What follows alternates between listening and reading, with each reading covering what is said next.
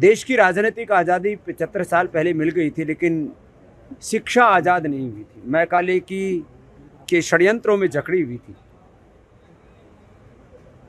शिक्षा की आज़ादी का काम भी आज़ादी के इस 75वें वर्ष पर हमारे देश के पराक्रमी और दूरदर्शी प्रधानमंत्री जी ने किया।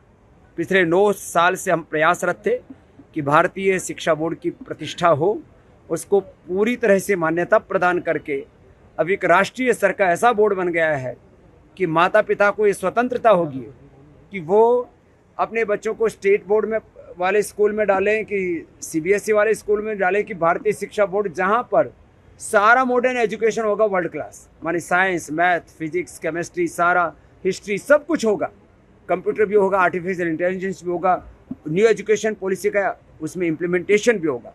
लेकिन सबसे बड़ी बात होगी इसमें वैदिक साइंस, वैदिक मैथ, वैदिक फिजिक्स सब कुछ होगा, और इसमें इतिहास की पूर्ण सत्यता भी होगी। साथ में भाषाओं के माध्यम से हिंदी, संस्कृत और इंग्लिश के माध्यम से भाषा तो पढ़ेंगे ही पढ़ेंगे।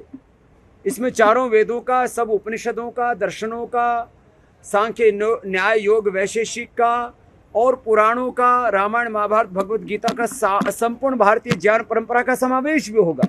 तो ये जो अवसर उपलब्ध हुआ है, मैकाले जो 1835 में पाप करके गया था, वो पाप अब हिंदुस्तान से साफ होगा, और शिक्षा के स्वदेशीकरण, भारतीयकरण से, रूट बेस्ड एजुकेशन से देश में एक नव कीर्तिमान स्थापित होगा और पूरी दुनिया भारत की शिक्षा व्यवस्था से प्रेरणा लेगी।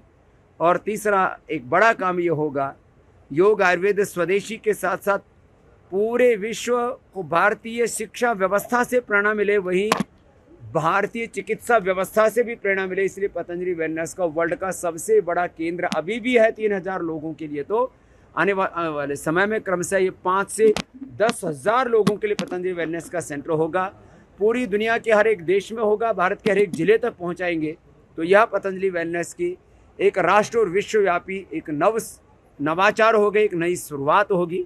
देश के प्रधानमंत्री जी ने भी श्रद्धेय आचार्य जी के जन्मदिवस पर जो शुभकामनाएं दी, उसमें यही कहा कि हम साक्ष्य आधारित चिकित्सा को लेकर के, वैदिक ज्ञान नव अनुसंधान को लेकर के चलेंगे तो निश्चित रूप से भारत विश्व गुरु की ओर बढ़ेगा।